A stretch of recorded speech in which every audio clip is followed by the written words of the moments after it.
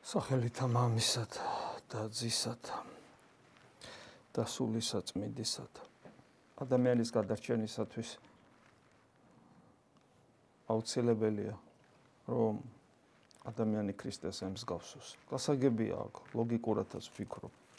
ღმერთი ადამიანად იმიტომაც მოვიდა და იმიტომ იყო ისეთი როგორიც იყო. იმიტომ ამბობს რომ მისგან ვისწავლოთ, იმიტომ დაფიქსირდა მისი ცხოვრება, მისი ცხოვრების წესი, მისი სიტყვები, მისი ურთიერთობები, რომ ჩვენ გვქონოდა შესაძლებლობა მის და მიბაძვისა. შესაბამისად მიმსგავსების. მაგრამ რადგან იესო ქრისტე არ არის ჩვეულებრივი ადამიანი, არც ჩვეულებრივი ადამიანი არ არის და არც განღმრთობილი ადამიანი არ არის იესო ქრისტე. იესო ქრისტე ღმერთკაცია. მე მინდა რომ ეს ძალიან კარგად დაიმახსოვროთ, რომ იესო ქრისტე არ არის განღრთობილი ადამიანი. იესო ქრისტე ღმერთკაცია. ამ ორ სიტყვებს, ამ ორ ტერმინს შორის ძალიან უსასრულო განსხვავებაა. განღრთობილი ადამიანი იქნება წმინდანი, თუ ის ცხონდა და თუ გახდა ტაძარი ღვთისა. ანუ თუ ადამიანი მიაღწევს იმ მდგომარეობას, რომ მასში ღმერთი იცხოვრებს, სიტყვით უფრო გასაგები. მასში იქნება ღმერთი დავანებული ყოვლადწმინდა სამება. მაშინ ეს იქნება განღრთობილი ადამიანი. მაგრამ იესო ქრისტეში, როგორც ადამიანში, ღმერთმა არ დაიბანა როგორც ჭურჭელში. არამედ მან ღმერთი როგორც პიროვნება მიიღო, ანუ ეს არის ისეთი შეერთება ღმერთისა და ადამიანისა, ერთი პიროვნება, ერთი სუბიექტი, ერთი პიროვნული მე, ვთქვათ ასე, ძეღვთისას პიროვნული მე, ჰიპოსტასი და ორი ბუნება აქვს. ღმერთიც ძეღვთისა და ადამიანიც ძეღვთისა არის. ამიტომ იგი არის არა განღრთობილი ადამიანი, როგორც წეგან გითხართ, არამედ განკაცებული ღმერთი. მისი ცხოვრება და მისი ყოფობა სამყაროში დედამიწაზე ხილულად იმიტომ დაფიქსირდა ესე კარგად და შემოინახა, რომ ჩვენ გქონდეს, როგორც გითხარით, მიბაზვის შესაძლებლობა და მერე მიმსგავსების. მაგრამ რადგან იგი ჩვეულებრივი ადამიანი არ არის, რომ გავაგრძელოთ ჩვენი სიტყვა, შესაბამისად არ არის საკმარისი, რომ მას როგორც ადამიანს მივბაძოთ უბრალოდ. როცა ის ამბობს, რომ ჩემგან ისწავლეთ შვიდ ვარ და დაბალგულით, ან როგორც პავლე მოციქული ამბობს, მომბაძეთ მე როგორც მე ქრისტეს ბაძავ, ამაში არ იგულისხმება უბრალოდ ადამიანური მიმბაძველობა, მხოლოდ, ესეც არის, მაგრამ მხოლოდ. იმიტომ რომ იგი რომ ჩვეულებრივი ადამიანი იყოს, აი მაგალითად წმინდას შეიძლება მიბაძოთ ცხოვრების წესში. ამიტომაც ჩვენ გვაქვს ვალდებულება რომ ვიკითხოთ წმინდათა ცხოვრება მათ შორის, არა მარტო მათი თხზულებები, არამედ მათი ცხოვრებაც ვიცოდეთ, რომ ისინი ჩვენთვის მიბაძვის მაგალითნი არიან. მაგრამ ამ მიბაძვაშიც არის ერთი მაგრამ. აი პავლე მოციქული ამბობს, რომ მე მომბაძეთ და ეს ერთ-ერთი საფუძველია ხო წმინდანობის ინსტიტუტისა. ეკლესია გამოარჩევს ადამიანებს და გვეუბნება, რომ ესენი მიბაძვის მაგალითნი არიან, მათ წმინდანებს უწოდებს. მაგრამ აქაც არის ერთი რაღაც პატარა ნიუანსი, რომ პავლე ამბობს, რომ მე მომბაძეთ ისე, როგორც მე ვბაძავ ქრისტეს, რადგან ქრისტესადმი მიბაძვა, ეს არ არის ჩვეულებრივი მიბაძვა ადამიანისადმი და რადგან ჩვენ პავლეს ისე უნდა მივბაძოთ, როგორც ის ქრისტეს ბაძავს, ესე იგი საკრალურობა პავლეშიც გადასულია და ასე ყველა წმინდაში და ბუნებრივიც არის, იმიტომ რომ ყველა წმინდანი იმიტომ არის წმინდანი, რომ მასში ღმერთია და შესაბამისად ჩვენ წმინდანის მიბაძვით თვითმიზანი არ არის წმინდანის მიბაძვა, არც პავლეს, დიდი პავლესი, არამედ ჩვენთვის მიზანი არის ქრისტესადმი მიბაძვა. და აი ამიტომ წმინდანის მიბაძვით ჩვენ ვცდილობთ, რომ ქრისტეს მივბაძოთ და კვლავის საკრალურობა წარმოჩინდება, რომელსაც ქრისტეს დანახვა, მის და მიმბაძველობა და მიმსგავსება ქვია. და როგორც გითხარით, ესე იგი, რადგან ეს ჩვეულებრივი მიბაძვა არ არის, იმიტომ რომ ქრისტე არ არის ჩვეულებრივი ადამიანი, თუნდაც განღრთობილი, არამედ განკაცებული ღმერთია, ამიტომ ეს მიბაძვა ყოფიერების სხვადასხვა სიბრტყეში შეიძლება განვიხილოთ, რა თქმა უნდა, მათ შორის ზნეობრივშიც თავისთავად ცხადია უმაღლეს ზნეობას გვიჩვენებს უფალი, მათ შორის მტრეს სიყვარულს, განსაცვიფრებელ მოწყალებას, მიმტევებლობას, უპირობო სიყვარულს, რამ მიიპყრო მარჯვნივ ჯვარცმული ავაზაკის ყურადღება, რომ დაინახა, რომ კოლელებისთვის, ტანჯველებისთვის ლოცულობს და აბედრებს ეციურ მამას და ამას შეძრა მისი გული. ავაზაკს ახლა სასტიკი გული ექნებოდა თავისთავად ცხადია, ხაბა როგორ უნდა გაძარცო, როგორ უნდა შეავიწროვო, როგორ უნდა მოკლა, თუ სასტიკი გული არა გაქვს, მაგრამ ეს სასტიკი გული შეძრა სწორედ აი ამ მისთვის პირველად დანახულმა მსგავსი რამას არასოდეს ენახა ასეთმა სიყვარულმა და შემდეგ უკვე აი აქედან ეს იყო პირველი სიბტყე, ზნეობრივი სიბტყე, რომლის მსგავსი ავაზაკს არ ენახა და მე უკვე ის ამაღლდა უფრო ზემოთ და მას უფლად მოიხსენებს და სასუფევლის მეუფეთ, ღმერთად ფაქტობრივად ვინ არის სასუფევლის მეუფე, ხო, ზეცის სამეფოს მეფე ვინ არის, ღმერთია და თხოვს სიმდაბლით რომ მომიხსენე. ხო და აი ეს რა თქმა უნდა ეს ერთი სიბტყე თავისთავად ცხადე არის, მაგრამ არის მეორე საკრალური სიბტყე, ქრისტე მარტო ადამიანი არ არის, არამედ რომლის თქვათ მიბაძვის ჩემთვის ობიექტია თუ სუბიექტი, არამედ ის ღმერთია და აი როგორც ღმერთთან ურთიერთობა ქრისტესთან, თუ არა საიდუმლოებრივად, თუ არა მისტიკურად, თუ არა საკრალურად შეუძლებელია. იმიტომ რომ ღმერთი არ ჩანს და ღმერთს ესე ვერ მიბაძავ. არამედ ღმერთის ცხოვრება შენში უნდა გადმოვიდეს. თუ ღმერთის ცხოვრება შენში არ გადმოვიდა და შენ თუ მხოლოდ შენი ცხოვრება დაგჭა და შენი ცხოვრებით ცდილობ მიბაძო ღმერთს, ქრისტეს, არაფერი გამოვა, იმიტომ რომ შენი ცხოვრება მიილევა და მოკვდები და დამთავრდება. მაგრამ თუ შენში ღმერთის ცხოვრება შემოვა, შენ უკვე მარადიული არსება ხარ და არასოდეს მოკვდები, არამედ გარდაიცვლები სიკვდილისაგან სიცოცხლეში. მაგრამ ეს მხოლოდ მაშინ მოხდება, როცა შენ დაინახავ ქრისტეში ღმერთს და შენ გინდა რომ მასთან მარადიულად იცოცხლო, შენ გინდა რომ მისი ნებით იცხოვრო, შენ მისი სიცოცხლე გიყვარს, მისი სიყვარული გიყვარს და გინდა რომ ის მისი სიცოცხლე, მისი სიყვარული, მისი ყოფიერება, მისი ნება იყოს შენ საკუთრებად იქცეს. ამიტომაც ვთხოვთ ჩვენ უფალს, რომ იყავ ნება შენი. და აი სულიერი ცხოვრებაც აი ამ ორ სიბტყეში შეიძლება იყოს განხილული, როგორც ზნეობრივში, ისე აი ამ მისტიკურშიც.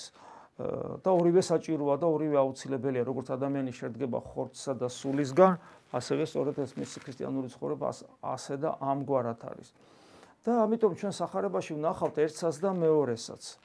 ოღონდ თუ ჩვენ მისტიკური მხარე ვერ დავინახეთ და მარტო პირველი დავინახეთ, რა არის ეს პირველი მხარე? ეს არის ცოდვებთან ბრძოლა, როგორც უკეთურებასთან, რომელიც ადამიანურ ღირსებას აკნინებს და ცდილობა რომ სათნოებები მოვიპოვოთ, სიმდაბლე, სიმშვიდე, მოთმინება, გვიყვარდეს, მიმტევებლები ვიყო და ასე შემდეგ, ხოლო ჩვენში ვებრძოლოთ ეგოიზმს, ანგარებას, შურს, აღზიანებას, ქვენაგზნობებს, რა ვიცი, 1000 რამეს, სიამაყეს, ამპარტავნებას.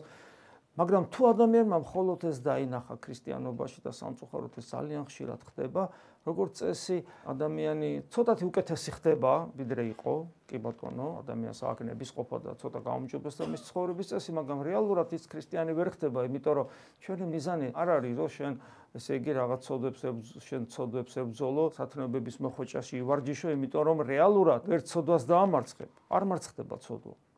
არ მარცხდება და ვერ სათნოებას მოიხვეჭ. უბრალოდ ვიდრე ხარ იმაზე უკეთესი გახდები. ისიც იმ შემთხვევაში, თუ შენი ამ წარმატებებით არ გაამაყდები და სხვებზე მოდაყურებას არ დაუწყებ, თორემ თუ ესეც მოგდაგემართა, მაშინ გარანტირებულად იცოდე, რომ რაც იყავ იმაზე უარესი გახდები. შეიძლება ქვებს აღარ ისროდე ისე როგორც ადრე ისროდი, მაგრამ ქვების სროლის გარეშე შენ იქნები უარესი, იმიტომ რომ ამაყი ამპარტავანი, გამკითხველი, ზემოდან მაყურებელი სხვა ადამიანებისა, სხვების მსაჯული და ფანატიკოსი გახდები. ასე რომ ეს საფრთხე გვემუქრება, თუ ჩვენი მეორე სულიერი ცხოვრების იმ მთავარ მხარეს, მისტიკურ მხარეს არ გავითვალისწინებთ. რას ნიშნავს ეს მისტიკური მხარე? ხო, ამაზე ახლა წმინდა წერილში ბევრჯერ ვისაუბრია წმინდა წერილიდან გამომდინარე, ეს არის როცა ღმერთი ჩვენში ცხოვრებას იწყებს. აი, ბევრი ფილოსოფიაც არ უნდა ამას. საიდუმლოებაა კი გონება მიუწვდომელია კი, მაგრამ ეს არის ის დიახ საიდუმლოება, პავლე მოციქული ამას საიდუმლოებას უწოდებს. ეს არის, როცა ჩვენში როგორც ჭურჭელში იწყებს გალაქტიკების შემოქმედი ცხოვრებას. ხო, აი ესია და ეს იწყება პირველი ნაბიჯის ქრისტესადმი სიყვარული, მერე მამაც მოდის ჩვენთან და მერე სულიწმინდა ღმერთი და ეხლა ამის ახსნა ხო შეუძლებელია, მაგრამ ეს მდგომარეობა ფიქსირდება იმ ადამიანებში, რომლებიც წმინდანებად იწოდებიან, რომელთაც ცხოვრებასაც ჩვენ ვკითხულობთ, ზოგიერთი მათგანის ფოტოც ვიცით, ვიდეოც კი, რომლებიც თანამედროვეები არიან და ჩვენ რომ მათ უყურებთ, ხედავთ, მათ განსაცვიფრებელ თვალებს, მზერას, მათ ნაყოფებს, მათ ბავშვურობას აუხსნელია, ხშირად არის წმინდანის მდგომარეობა არის აუხსნელი და ვერაფრით ვერ მიხვდები, რომ აი როგორ შეიძლება ადამიანი ამ მდგომარეობამდე მივიდეს, ასეთი გახდეს. ეს ხო წარმოუდგენელია ჯუნგლებში, რომელშიც ჩვენ ვიმყოფებით. მაგრამ ეს ხდება, ეს ასია და აღარ ლაპარაკობ ხა ისეთ წმინდანებზე, რომლებიც გრიგოლ ხანძთელია და იოსებ ისიქასტია და თუნდაც იოსებ ბატოპედელი ჯერ არ კანონიზირებული, ასეთი ადამიანები საერთოდ და პაისი ათონელი, ჩვენი მამა გაბრიელის გონება მიუწვდომელია, მისი ცხოვრება და ბოლომდე ვერ ჩავწვდებით და თავად გამომიცდია, რომ ის ჩვეულებრივი ადამიანი რომ ნამდვილად არ იყო, მასთან რაღაცა ჰქონდა ერთ 5 წუთიანი საუბარი. როცა პირველ კურსზე ვიყავი აკადემიის და ეს სავსებით საკმარისი იყო, რომ გეგზრო და დაგენახა. ანუ რაღაცნაირები არიან, ესენი უბრალოდ ზნეობრივი ადამიანები არ არიან, რაღაც ხვანაირები არიან. ხო და ეს ხვანაირება იმიტომ არიან, რომ მათში ღმერთი ცხოვრობს, ეს არის და აი, როდესაც ადამიანებთან ამ ყველაფერზე ვსაუბრობთ და აქცენტს ვაკეთებთ ამ მისტიკურ მხარეზე, აღმოჩნდება, რომ ადამიანებს ეს არ ესმით.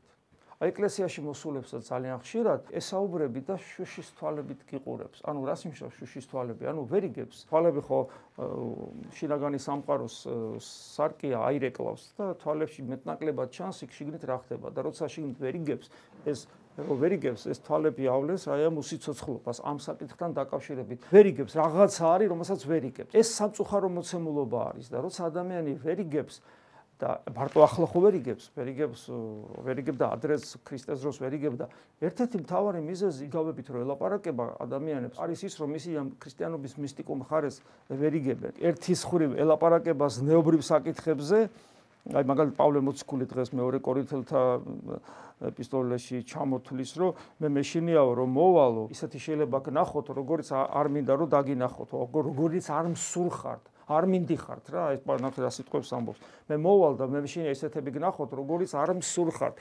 ეხლა პავლე მოციქული რა თქმა უნდა დიდი მოციქულია და ქრისტეს დარისათნობებით შემკულია, მაგრამ მისი სიტყვები ის ნებას ასახავს. მომბაძეთ მე როგორც მე ქრისტეს ვბაძავ. ამიტომ პავლე მოციქულის სიტყვები ხშირად სახარებაა და ღვთისნება ცხადება. არ მსურხართ. შეიძლება ეს ღვთის ნებაც იყოს. რას ნიშნავს ღვთის ნება რა? არ სურხარ, ღმერთს არ უნდიხარ, მაგრამ სასופველში თუ ვერ შედიხარ, რას ნიშნავს? აი ვერ შეხვედი სასופველში. ანუ ვერ გაქვს კავშირი ღმერთთან. იგავურად თუ თქვა, კარები მოგიხურეს, გეუბნებია რომ შენ არ გიცნობ. ხო, აი ამ სიტყვის მსგავსი სიტყვაა, ხო, არ მსურხართ. რატო? იმიტომ რომ არ შეგიძლია ღმერთთან ყოფნა, ვერ დაიტიე. მაგრამ ამას თავის გარეგნული გამოვლენებები სწორედ იმ მიწიერ სიტყვაშიც აქვს. აი, ნუ იქნება თქვენში შუღლი, შური, მრისხანება, ცილობა, კამათი, ცილის წამება, მithქმა მოთქმა, ჭორაობა, ქედმაღლობა, არეულობა, ეხლა ეს უცხოა, აი მრევლის წევრები ხართ, ოჯახი ვართ, ხო, უცხოა, ეს ხო ყველაფერი ჩვენი კუთვნილებაა და პავლე ამბობს, რომ არ ამსურხართ ესეთები და ქრისტე გეუნებათ, ესეთები არ ამსურხართ, ესეთება თუ დარჩებით, მე თქვენ გეტყვით, რომ არ გიცნობთ, იმიტომ რა არის ეხლა ესა, ხო? ადამიანი რო ესე ცხოვრობს, რას ნიშნავს? სასופველში აბსოლუტური სიწმინდეა. მე თქვენ გეტყვით, როცა ჩვენ ვეზიარებით და ჩვენ ამას ვიწყნარებთ, ეხლა ეს ყველას გვაქვს, მაგრამ ამას უნდა ვებრძოლოთ და შინაგანად გავემიჯნოთ, თუ არ ვემიჯნებით შინაგანად და თუ ეს შერკინება არ არის მუდმივი, რატო არის ქრისტიანობა, ნამდვილი ქრისტიანობა რთული და დისკომფორტს რო ვეძახით, რატო შედის ადამიანი დისკომფორტში, ამაზე ებრძვის. კომფორტულად კი არ იწყნარებ, კი არ ირგებს ამას და ვითომც არაფერი და არამედ ამასთან სულ ჭიდილი აქვს, უბძოლა აქვს. აი ბძოლა გაქვს და მაშინ წმინდა ხარ ბძოლის გამო, არა ფაქტობრივი სიწმინდის გამო. არამედ ამ ყველაფერს ვებრძვი, ამიტომ წმინდათა როცა გესმის და ეზიარები, როგორც წმინდანი ეზიარები სიწმინდეს და წმინდანი ხარ არა ფაქტობრივი შენი მდგომარეობით, არამედ იმ შეუგუებლობით და ბრძოლით, რომელიც აი ამასთან ბრძოლას ნიშნავს. რა თქმა უნდა, ეს ვლინდება, მაგრამ ეს ვლინდება მარტო ესე კი არ არის, რომ ვლინდება და ქრისტიანი არ ხარ, ამას განსასწრებელი მოყვება.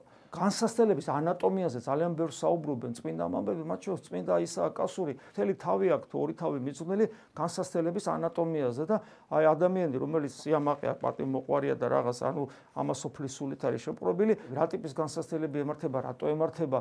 თუ კითხულობ, საკუთარ თავის პორტრეტია რა, ხო ხარ ამაყი კითხულობ, ახ ეს დიაგნოზ გისვავს ეგრევე, დიდი მამაა და მარტო ისააკ კასური არ აკეთებს ამას. ეს ყველაფერი მე განსასწრებს იწევს, ეს ყველაფერი პრობლემებს არ თავდება, რატო არ თავდება? იმიტომ რომ არ ნანობ, რატო არ ნანობ? ვერ იგებ რაგჭირს, რატო ვერ იგებ? იმიტომ რომ ყურადღებით არ ხარ, წირვაზე გძინავს, ქადაგებებს არ უსმენ, წიგნებს არ კითხულობ, გულარხეინად ხარ, კომფორტს ეძებს სულიერ ცხოვრებაში.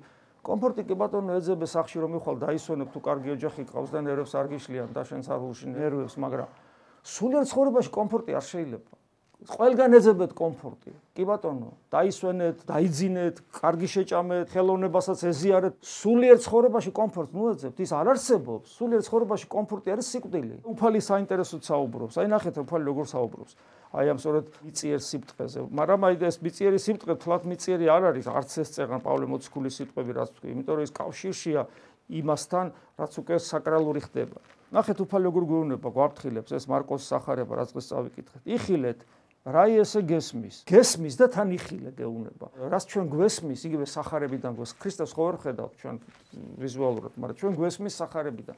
და რაც გვესმის, ის ხილვის ტოლფასია. შეიძლება ეს თქვა ძველი ქართულის ან თქვა ესე გრამატიკული ნიუანსებია, მაგრამ რას ნიშნავს გრამატიკა და რას ნიშნავს ენობრივი ნიუანსები? ის ხო არსის გადმოცემაა და დიახაც თუ ძველი ქართული ენით ესე დიდებულად გადმოიცემა მისტიკური მხარე ქრისტიანობისა, ეს არის დიდებულება. შემთხვევით არ არის რომ ამბობენ რომ ექვთიმისეული და გიორგი მთაწმინდელის მიერ ეს ნათარგმნი სახარება, წმინდა წერილი როგორც ასეთი ორიგინალიაო ამბობენ, იმიტომ რომ იმ სულით გამოძერწეს და ჩამოქნეს ქართულ ენაზე, რა სულითაც გამოძერწეს და ჩამოქნეს ბერძნულ ენაზე, კოინე დიალექტზე მოციქულებმა. მოციქულებიც არ იყვნენ ბერძნები და არ საუბრობდნენ ბერძნულ კოინე დიალექტზე, ისინი უბრალოდ ნახეს რომ იმპერიაში ბერძნული ენა დომინანტია, მათ უწერენ, ხო, მათ უქადაგებენ და ამიტომ იძულებულები არიან დაწერონ ხანდახან თქვათ ენობრივ ნორმებსაც კი ზუსტად ვერ იცავენ, იმიტომ რომ არ იციან ისე თქვათ იდეალურად ენა თქვათ იგივე იონე მოციქულმა, მაგრამ ის რაც დაიწერა მიუხედავად იმისა რომ მათთვის ეს არ იყო ბუნებრივი, მიუხედავად იმისა რომ უფალი ბერძნულად არ საუბრობდა, მიუხედავად ამისა ეს არის გამოცხადება, იმიტომ რომ საღვთო მადლთან მოთანამშრომლე გულმა ბერძნულ ენაზე და ეს ბერძნული ენა ჰომეროსის ენა კი არ არის, კოინე დიალექტი ეს არის საყოლპურო ენა იმდროინდელი ბერძნების. აი ამ უბრალო ენაზე ჩამოქნა, აი ძვირფას მარგალიტებად ჩამოქნა ადლის მიერ არსი ამ უმწვრალესი გამოცხადების ღმერთისა და დაგვიდო რომელსაც ვერ ამოწურა. და რატო სხვა ენაზე არ შეიძლება? როგორ არ შეიძლება, მაგრამ ამისათვის ის სული უნდა კონდეს, რა სულის მოციქულებს კონდა და აი ეს სული კონდა ზუსტად ექვთიმე და გიორგი მთაწმინდელს.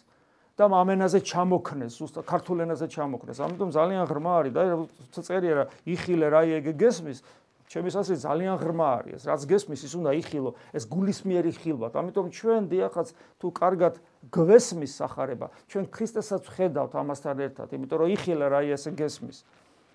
რომლითა საწყავლით მიუწყოთ, მოგეწყოს თქვენ და ზედა დაგერთოს, ანუ მოგემატოს თქვენ. აქ არის დამოკიდებულება მოყვასთან. როგორც გაზომავ, შენ მოყვას, აი იმავე საზომით გაიზომები შენ. ეს ძალიან მნიშვნელოვანია, რომ გვახსოვდეს, იმიტომ რომ ეს სულ მუშაობს, მინდა გითხრათ. როგორც კი შენ სხვას ესე იგი იტყვი, რომ ეს არის ეს და გაზომავ და დიაგნოზს დაუსვავ და განიკითხავ, ხო, მაგას ნიშნავს. ზუსტად იგივე მდგომარეობა თუ შენ ყოფილი სიბრძნე, შინაგანი სიფაქიზე ღვიძარება, აღმოაჩენ, რომ შენ ხო ეგეთი ხარ და გარკვეული დროის მერე შენ ზუსტად იგივე რაღაცას ჩადიხარ. ეს ძალიან მნიშვნელოვანია, რომ გვახსოვდეს, იმიტომ რომ ეს არის ერთ-ერთი შემაკავებელი ფაქტორი, რომ ზნეობრივი ნორმები არ დავარღვიოთ და ამას სიმდაბლე ჭირდება და სიმდაბლით ვიყოთ იმ სიბტყეში იმ ზნეობრივ ნორმებს ვიცავდეთ, რომელი ნორმებს თუნდაც პავლე მოციქულმა ჩამოთვალა. და მე ამბობს უფალი ესეთ რამეს, რომ რამე თუ რომელს აქვუნდეს მიეცეს და რომელს არ აქვუნდეს, რომელი იგი აქვუნდეს მოვეღოს მასთან. ეს ძალიან უცნაური სიტყვებია. ის რაც გაქვს ღვთისგან და შენ ამას სიმდაბლით იწყნარებ და ამას არ იყენებ იმისათვის, რომ სხვების საჯულად იქცე და სხვები, ანუ სულიერმა ცხოვრებამ რაღაცა მოგცა. ხო? ეს კი არ გაძლევს საშუალებას, უფლებას, რომ ამაღლდე და ზემოდან უყუროს სხვებს. ეს არის შესაძლებლობა, რომ ქრისტეს მიუახლოვდე. ქრისტე კიდე უპირობოდ მოყვარულია ყველასი და არავის განიკითხავს. გესმით? ის საჯულია და მაინც არ განიკითხავს. გესმის? აი ეს ქრისტეს ეს მდგომარეობა ძალიან მნიშვნელოვანი სახარებაში უნდა კარგად დაინახოთ. რითი განვისჯებით ჩვენ, უშუალოდ პიროვნულად ქრისტეთი განვისჯებით, ხო?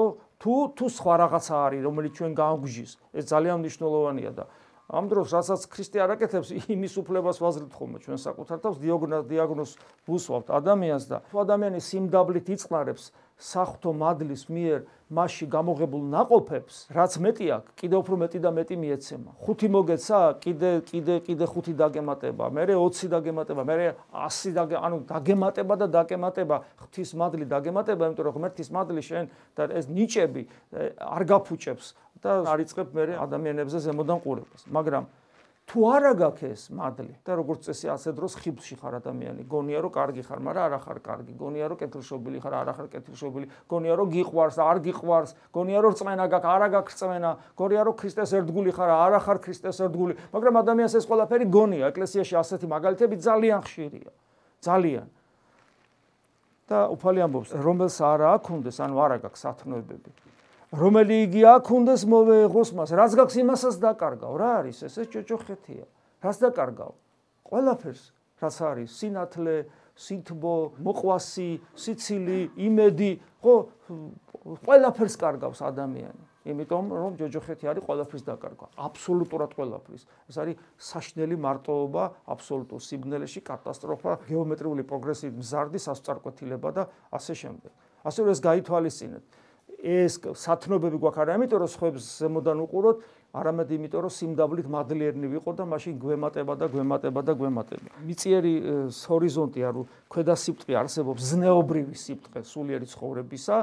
ის გადამულია საკრალულთან, როგორც ახლა ნახეთ მარკოზის სახარების მიხედვით რომ გესაუბრებოდით, იმიტომ რომ თუ შენ ვერ გაიაზრებ სათხარ რომ ადამიანი ხარ, მაშინ რაც გაქვს იმასაც დაკარგავ. მარკოს מחარებელთან ვკითხულობთ, რაც სხვა מחარებლებსაც აქვთ აღნიშნული, რომ იგავითა ეტყო და მე მრავალ იგავებზე ესაუბრება, იგავებით ესაუბრება, რაც სახარებაში, ესე ვითარითა იგავითა ეტყო და მათ სიტყვასა, ვითარ შემძლებელ იყვნეს იგინის სმენად. ამის შესაძლებლობა ქონათ, რომ იგავი გაეგო. იგავი რა არის? იგავი, ანუ საკრალური მხარე არ აქვს ადამიანს განვითარებული და ვერ ხვდება, რომ უთხრა ადამიანს, რომ ქრისტე შენში, ჩემთვის პირადად უთქვავთ, რომ რასაც ამბობ აღარ გვესმის. ანუ არ ესმის, რომ თავში არ უნდა ჩაარტყა სხვას რაღაცა, მაგრამ ის რომ თქვა შენში რომ ღმერთი უნდა მკვიდრობდეს, ეს არ ესმის და მე მინდა გითხრათ, რომ თუ შენ არ გესმის, რომ ღმერთი შენში უნდა მკვიდრობდე და გესმის, რომ თავში არ უნდა ჩაარტყა. თუ საჭირო გახდა და ექსტრემალურ სიტუაციაში მოხდი, თავშიც კარგად ჩაარტყავ. რატომ? იმიტომ რომ შენში ქრისტე არ ცხოვრობს. და შენი გაგებით სამართლიანობის დარღვევას წინ აღუდგები, იმით რომ თავში რაღაცას ჩაარტყავ. ეს იქნება გარანტირებულად. გესმით? ხო და აი ეს საკრალური მხარის გარეშე ქრისტიანობა საერთოდ არ არსებობს. ხოლო თუ საკრალური არსებობს, მაშინ ზნეობრივი მხარეს გარანტირებულად არსებობს. მაგრამ თუ მხოლოდ ზეობრივი მხარე ფიქრობ რომ არსებობს საკრალურის გარეშე, ის ზეობრივი მხარეს არ არსებობს გარანტირებულად ექსტრემალურ სიტუაციაში ხუხოლასავით ჩამოიქცევა. და ამიტომ როცა ადამიანს არ ესმის ეს საკრალური მხარე, იგავური სახით ეუნები, ვითარ შესაძლებელი იყვნენ იგილის სმენად და თვინიერ იგავისა არ არას ეტყოდა მათ, არაფერს არ ეუნებოდა იგავის გარეშე, იმიტომ რომ იგავს რო ეუნები, იგავი პირდაპირი ახსნა არ არის, მაგრამ არც ეს არის, რომ აი თქვათ ესე მოიქეცი ზნეობრივი მხარე, ეს უბრალოდ რაღაც საიდუმლოების შემცველია იგავური მხარე, რომელიც ადამიანს აძლევს შესაძლებლობას, რომ ეგზისტენციალურ მარადიულ საკითხებზე დაიწყოს ფიქრი. აი ეს არის იგავის დანიშნულება. ამიტომაც ამ ხერხს თანამედროვე მოძღვრებიც მიმართავენ ხოლმე, როცა ადამიანს ხედავს რომ რაღაც შორს არ და არ ესმის, რაღაცას ისე წეწყვის, რომ დააფიქროს. პირდაპირ რო უთხრა რომ ეხლა მოდი ხვალიდან მაზიარებელი გახდე და ცოდვები ვარყავი და შენში ღმერთი უნდა დამკვიდრდეს, დამერწმუნეთ რომ ადამიანად გება და წავალ, ვერ გაიგებს რა ეუნები. მაგრამ რაღაცა ფორმით ეუნები, რომ ადამიანი ფიქრდება, ან შეეშინდება, რაღაცა ხდება მასში ისეთი, რომელიც მას დააფიქრებს. ამიტომ არსებობს ეს იგავური მხარე, ხოლო თვისაგან მოწაფეთა გამოუთარგმანის იგი ყოველი, ხოლო მოწაფეებს ყველაფერს სიღრმისეულად უხსნის. ეს იმას ნიშნავს, რომ მოწაფეებს ესმით აი ეს საკრალური მხარე. ამიტომ თუ ჩვენ ვართ ქრისტეს მოწაფეები, ჩვენ ეს საკრალური მხარე ქრისტიანობისა გაცნობიერებული უნდა გქონდეს და შესაბამისად მუშაობდეთ საკუთარ თავზე იმისათვის, რომ ეს საკრალური მხარე ანუ ქრისტე ჩვენში რეალიზდეს. და ამისათვის საჭიროა ყველაფერი, აბა რატო ვეზიარებით? რა არის ეს? რას ნიშნავს ეს? რატო შემოდის ჩვენში ქრისტეს სისხლი და ხორცი? აბა რას ნიშნავს გონებისმიერი ლოცვა, როცა იესოს ლოცვით ადამიანი ისწავლობს გონებით გულში მკვიდრდობას და იქ მოხმობას იესო ქრისტესი, რომ შეხვდეს თავის შიგნით ღმერთს. ეს რა არის? და ასე შემდეგ, ისიქასტური პრაქტიკა რა არის? ესმით? აი ყველაფერი მხოლოდ ეს არის. რატო არ იწურება ჩვენთვის და რატო არ გვბეზდება წმინდა წერილი თუ ქრისტიანს მოწაფეები ვარ და თუ გვბეზდება და თუ არ გაინტერესებს არანაირი მოწაფე და არანაირი ქრისტიანი შენ არ ახარ. რატომ გიყვართ? რატომ არ გვბეზდება წირვა? რატომ არ გვბეზდება წმინდა მამების კითხვა? რატომ არ გვბეზდება იესოს ლოცვა? რატომ არ და ასე შემდეგ.